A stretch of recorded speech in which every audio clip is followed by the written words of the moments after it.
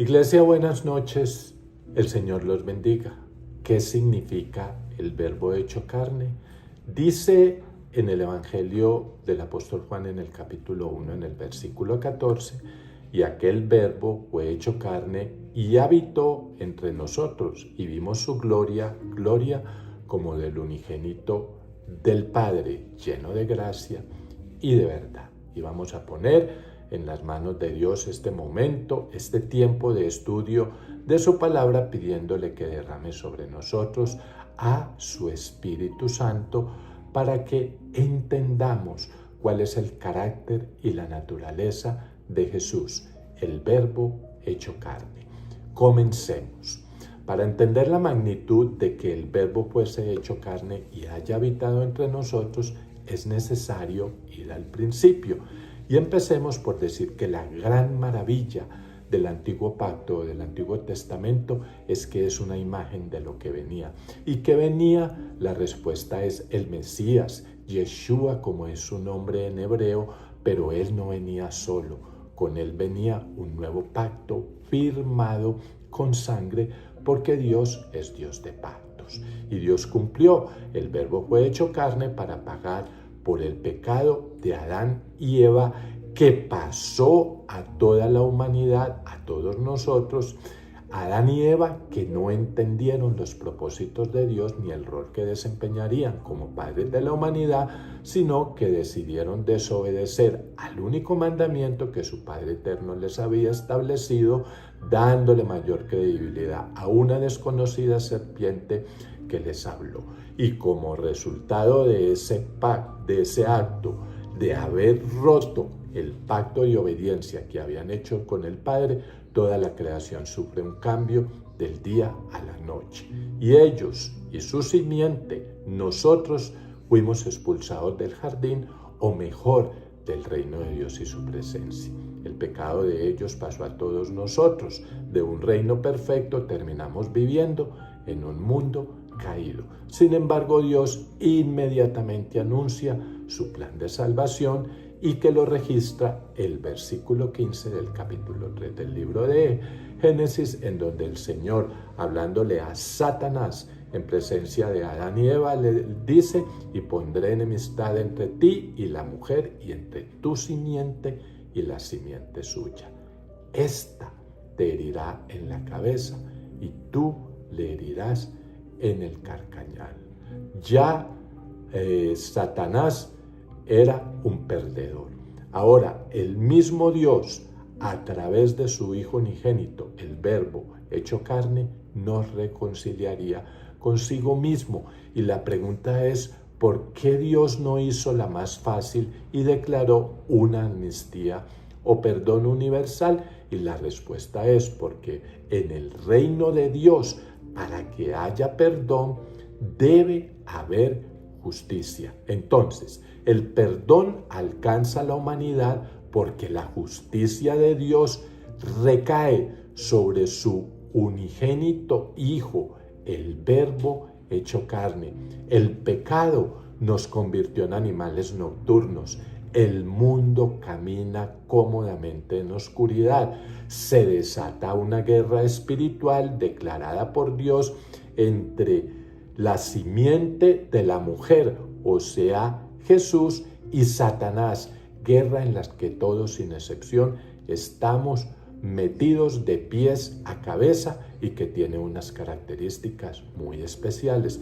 Primero, no hay zonas neutrales. No existe una Suiza espiritual. Segundo, es imposible huir de ella. Todos estamos en medio del campo de batalla, así no lo estemos percibiendo o lo estemos ignorando.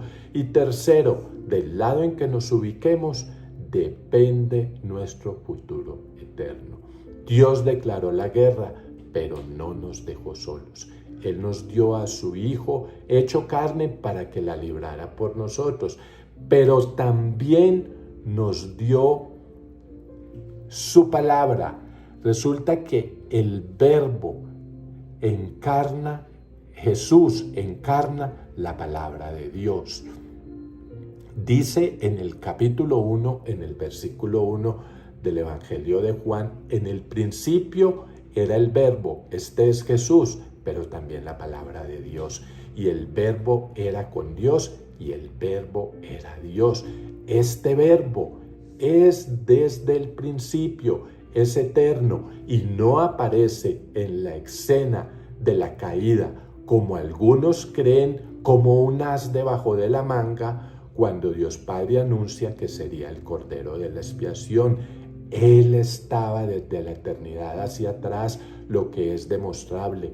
Este Verbo era con Dios, o sea, una persona diferente a Dios, pero a su vez es Dios. No es fácil de entender, pero para Dios nada es imposible. Él es omnipresente, por lo que tenía el poder para estar en el cielo como Padre y en la tierra como Hijo. Y un dato no menos importante, existe la falsa creencia que el Hijo y el Espíritu Santo son menos importantes que el Padre, y vamos a ver que no es así.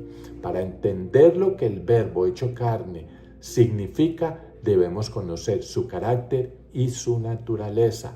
El Antiguo Testamento registra algunas apariciones de aquel que sería el Mesías esperado. Y recordemos una, cuando Lot, sobrino de Abraham, es secuestrado con toda su gente, sus mujeres y sus siervos, su tío lo rescata, recuperando sus bienes y personas.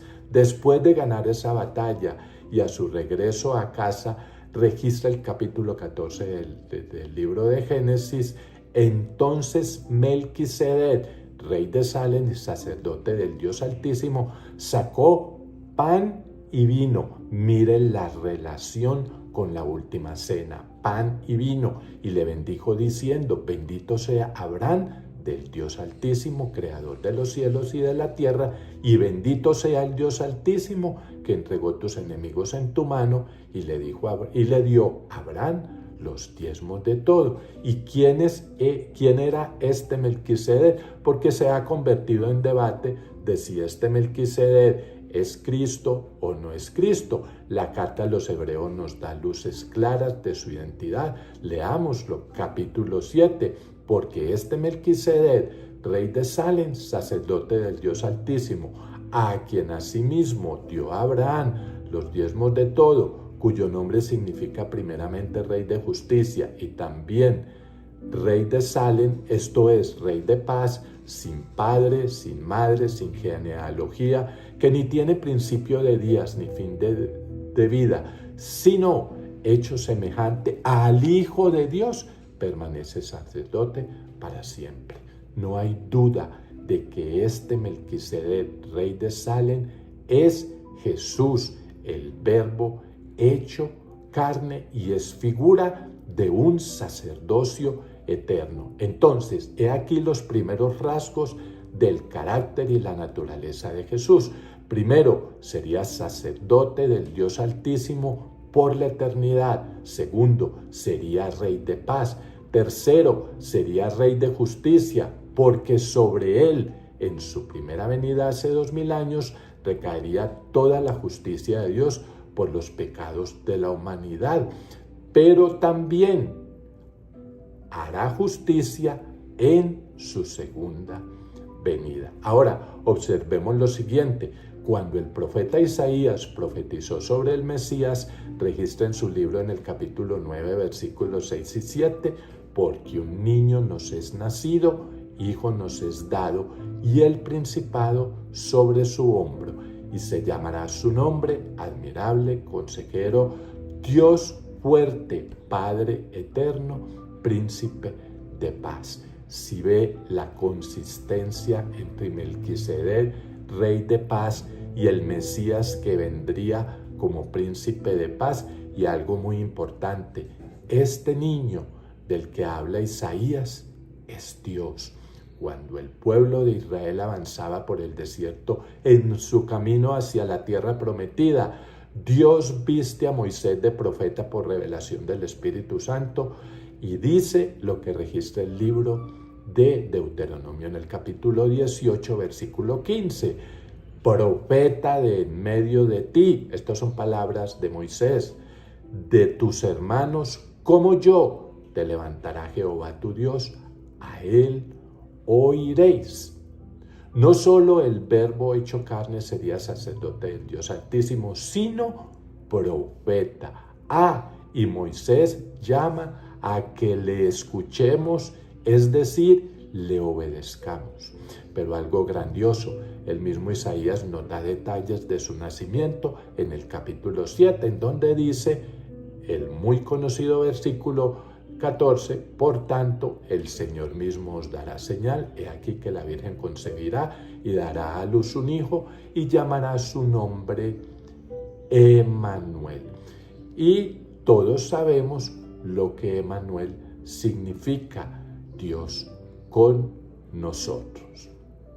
El Verbo sería hecho carne a través de un nacimiento de una virgen, lo que le daba carácter humano.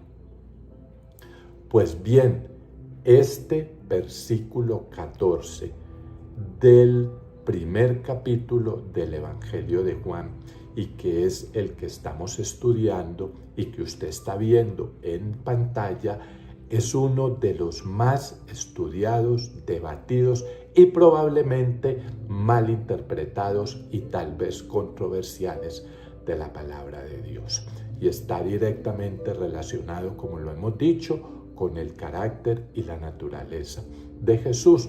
Y es que erróneamente algunos creen que Jesús no es Dios, otros creen que fue mitad Dios y mitad humano, otros que en él no hay presencia de deidad y muchas cosas más.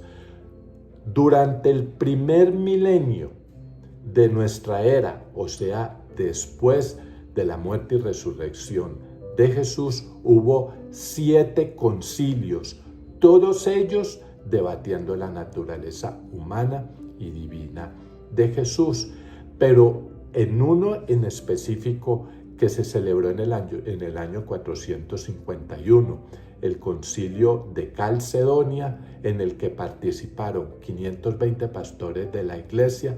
Al terminar, hubo una declaración final que no la voy a leer por razones de tiempo, pero ellos llegaron a la conclusión de que el Padre y el Hijo, ellos dos comparten la misma esencia, las mismas perfecciones, la misma omnipresencia, poder, eternidad y santidad, entre otras cosas. Pero además vamos a decir algo que también revela el carácter de Jesús y que para algunos puede ser una sorpresa.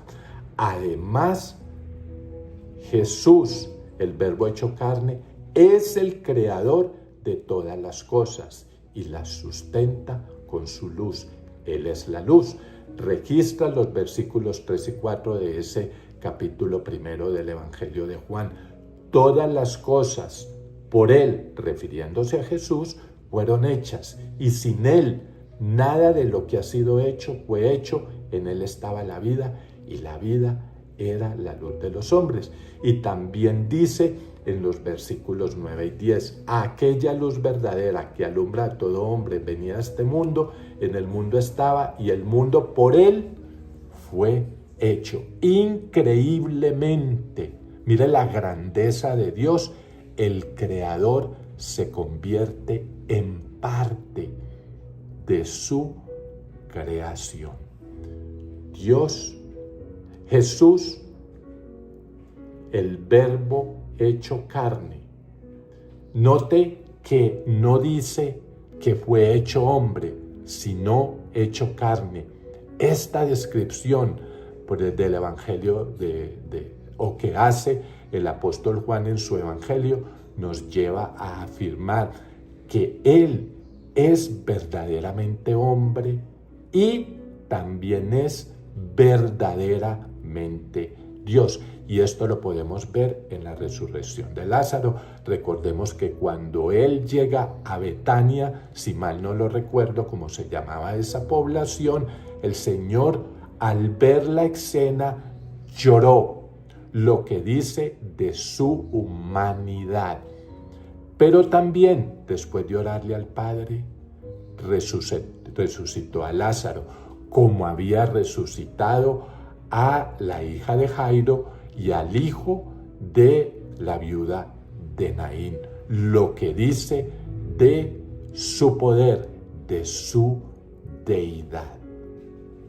Jesús nunca se despojó de su deidad. Y eso es algo que debemos tener claro. El apóstol Pablo, hablando sobre la encarnación de Jesús, nos dice en la primera carta a Timoteo, en el capítulo 3, versículo 16, e indiscutiblemente grande es el misterio de la piedad. Él fue manifestado en carne, justificado en el Espíritu, visto de los ángeles, predicado a los gentiles, creído en el mundo, recibido arriba en gloria. El Hijo de Dios, el Verbo, fue manifestado en carne sin despojarse de su deidad. Su carácter y su naturaleza lo revela como sacerdote del Dios Altísimo por la eternidad, príncipe de paz, rey de justicia, profeta, porque recordemos los evangelios cuando él profetiza sobre las señales de los últimos días, y el Apocalipsis, que se conoce también como la revelación de Jesucristo. El Señor tiene naturaleza humana y divina porque es verdaderamente Dios y verdaderamente hombre, pero además en su carácter es abogado, porque dice la palabra que abogado tenemos en Cristo Jesús ante el Padre. Él es la puerta, Él es la luz. Vamos a terminar diciendo o mencionando lo siguiente a manera de conclusión y de reflexión. Este Verbo hecho carne que habitó entre nosotros es en quien nosotros debemos creer. El hecho de ser la segunda persona de la Trinidad no significa que sea segundo, ni tampoco el Espíritu Santo el tercero. Al contrario, cuando hablamos de Dios, debemos considerarlo en su integridad, en su plenitud, es decir, como Padre, como Hijo y como Espíritu Santo. El uno no convive sin el otro, los tres son uno, en los tres hay armonía, en los tres hay unidad. El Verbo hecho carne significa la reconciliación con nuestro Padre Celestial Eterno. De Él fuimos separados, destituidos, pero por su sangre tenemos nuevamente entrada al reino.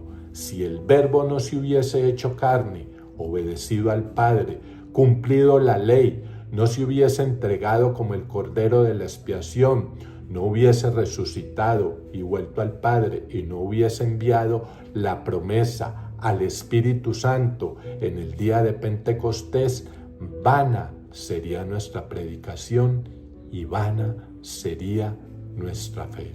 Que el Señor les bendiga. Feliz noche.